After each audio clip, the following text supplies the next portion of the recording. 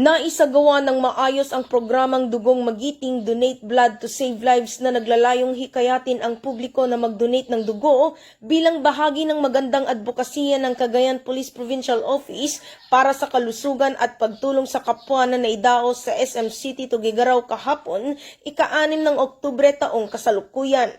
Ang dugong magiting ay isa sa mga itinuturing na best practices ng Cagayan Police Provincial Office sa pakikipagtulungan ng Cagayan Valley Medical Center.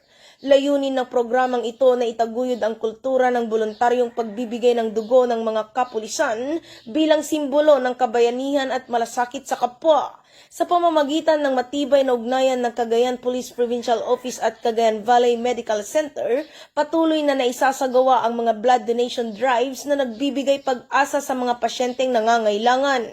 Ito ay sinasagawa quarterly upang makalikom ng sapat na supply ng dugo at mas marami ang matulungang pasyente lalo na sa panahon ng kagipitan at pangangailangang medikal.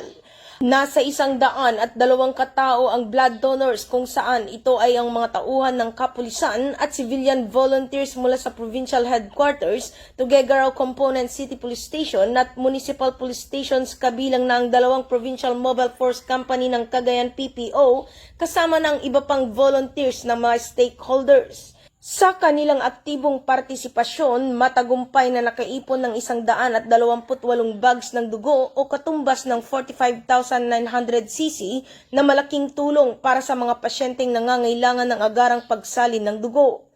Ang dugong magiting ay hindi lamang panawagan kundi pagkilala rin sa kabayanihan sa simpleng paraan ng pagbibigay ng dugo. Sa bawat patak ng dugong ibinibigay, may buhay tayong naililigtas. Mula dito sa Lambak ng Cagayan, ako ang inyong Police News Network Correspondent, Patrolwoman Jerilyn Colico, alagad ng batas, tagataguyod ng Balitang Pulis.